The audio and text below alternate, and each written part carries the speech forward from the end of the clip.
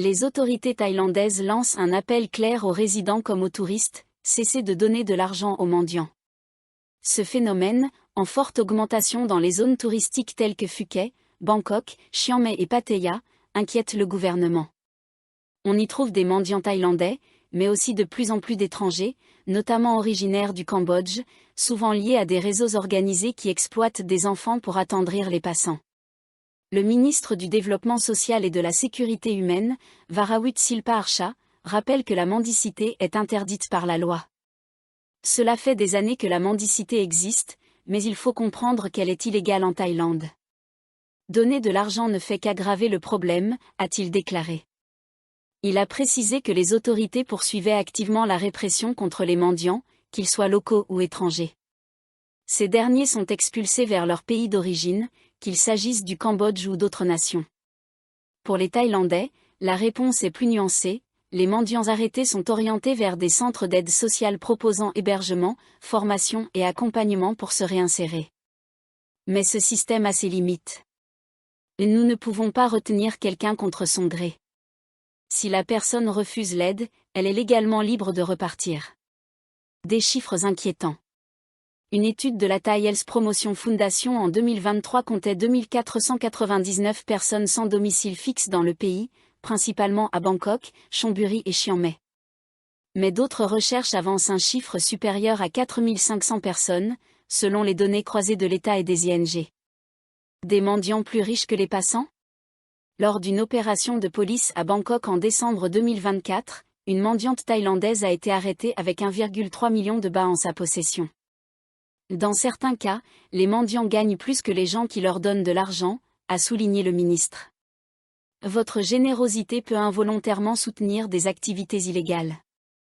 Des travailleurs sociaux dénoncent la vision actuelle du gouvernement, qui traite le sans-abrisme comme un problème de nuisance publique, et non comme un enjeu de droits humains. Sans politique sociale ambitieuse, la simple répression risque de marginaliser davantage les plus vulnérables, estime-t-il. Comment réagir face à la mendicité ? Petit losange bleu, ne donnez pas d'argent directement, cela peut renforcer des réseaux exploitant adultes et enfants. Petit losange bleu, faites plutôt un don à des ING locales reconnues, comme la Duang Pratip Foundation ou la Mirror Foundation. Petit losange bleu, soyez respectueux, un simple « non » suffit. Vous pouvez offrir de la nourriture si la situation vous semble sincère.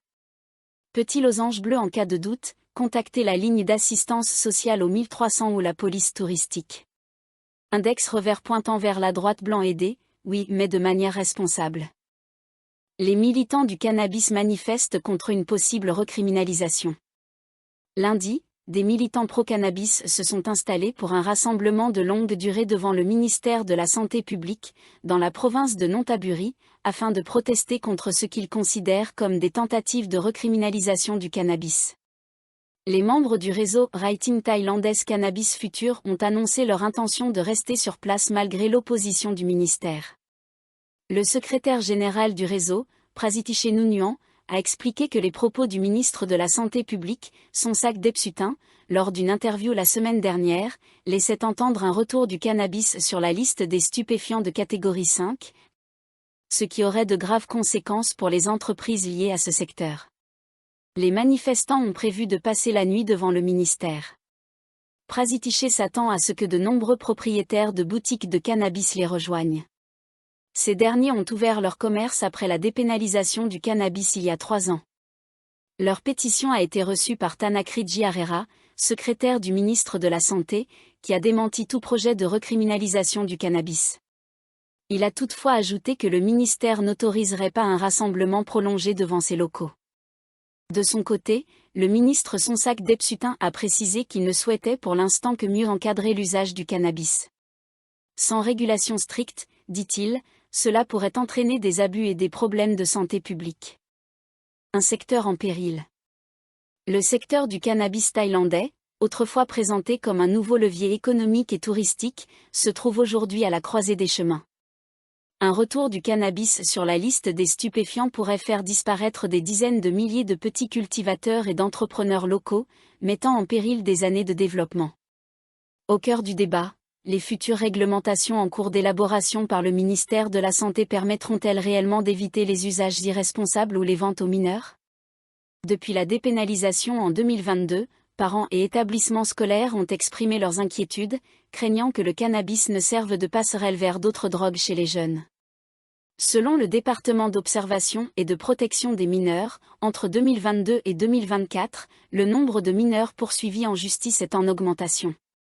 Les délits les plus fréquents concernaient la méthamphétamine, yaba, avec 3 931 cas, 39,9%, suivi par le cannabis avec 3 626 cas, 36,8%. Le cannabis nuit moins que l'alcool, Daisha Siripatra. Daisha Siripatra, président de la Kaokuan Foundation, a mis en garde contre les conséquences économiques d'une éventuelle recriminalisation. L'industrie du cannabis a stimulé l'économie, en particulier pour les petits agriculteurs. De plus, la Thaïlande a attiré de nombreux touristes, notamment de Malaisie, où le cannabis est toujours considéré comme une drogue. Permettre son usage récréatif a donc favorisé la croissance des ventes. Reconnu pour son travail sur des extraits thérapeutiques utilisés contre le cancer, Parkinson, l'arthrite ou l'épilepsie, Daisha souligne. Le cannabis provoque moins de dommages pour la santé humaine que l'alcool ou d'autres substances. Les autorités devraient plutôt se pencher sur une régulation plus stricte de l'alcool, responsable de plus de 2,4 millions de décès chaque année dans le monde. Selon lui, la révision de la législation servirait surtout des intérêts politiques et économiques. Il met en garde contre une modification des règles qui autoriseraient la vente de cannabis médical aux moins de 20 ans, ce qui n'était pas permis jusqu'à présent. Un impact sur la médecine intégrative. Le Dr Thiravaj Machuda, président du Centre d'excellence en médecine intégrative de l'université Rangsit, a rappelé que certains patients cultivent eux-mêmes du cannabis et constatent des améliorations notables de leur état de santé grâce aux extraits.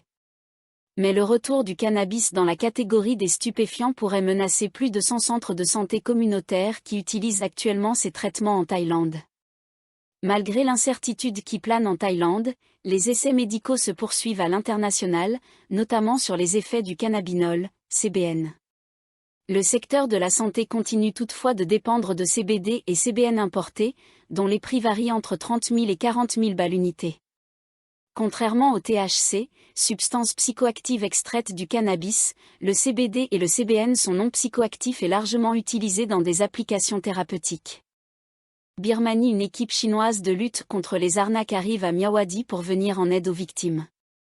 Une équipe du Bureau chinois des enquêtes criminelles, CIB, est arrivée dans la ville frontalière de Myawaddy, en Birmanie, afin de discuter de l'aide à apporter aux ressortissants chinois victimes des centres d'arnaque qui continuent d'y opérer, a indiqué lundi une source fiable. Les 11 enquêteurs, relevant du ministère chinois de la Sécurité publique, ont d'abord transité par la Thaïlande avant de prendre un vol Nok Air depuis Bangkok jusqu'à Mae So, dans la province thaïlandaise de Tak, dimanche soir. Ils ont ensuite traversé la frontière vers Myawaddy. Selon la source, les responsables chinois sont venus pour négocier une coopération avec les autorités birmanes en vue d'aider les victimes chinoises piégées par ces réseaux, et pour pousser la Birmanie à intensifier ses actions contre les centres de fraude opérant encore dans les régions frontalières. Un modèle chinois récemment enlevé. Cette mission intervient peu après la publication d'un nouveau cas d'enlèvement, impliquant un modèle chinois attiré début juin en Thaïlande sous prétexte d'un shooting photo, avant d'être emmené de force en Birmanie. Cette affaire rappelle celle de l'acteur chinois Wang Xing, porté disparu en janvier dernier près de la frontière thaïlando-birmane, puis secouru peu après en Birmanie. Wang avait expliqué avoir été piégé par un compatriote, puis emmené pour être formé dans un centre de cyberarnaque. Une coopération sino-thaïlandaise renforcée. Fin janvier, un vice-ministre chinois de la sécurité publique s'était déjà rendu en Thaïlande pour coordonner une réponse conjointe face à la prolifération de ces centres d'escroquerie transfrontaliers. Cette rencontre avait donné lieu à une série d'actions concertées contre ces réseaux basés dans des immeubles frontaliers côté birman. Des centaines de ressortissants étrangers, piégés puis forcés à travailler dans ces centres frauduleux, ont pu être secourus et rapatriés, dont un grand nombre de Chinois. En février, les autorités thaïlandaises ont soutenu cette opération en coupant l'électricité, le carburant et l'accès à Internet dans certaines zones frontalières de la Birmanie où ces réseaux sont implantés.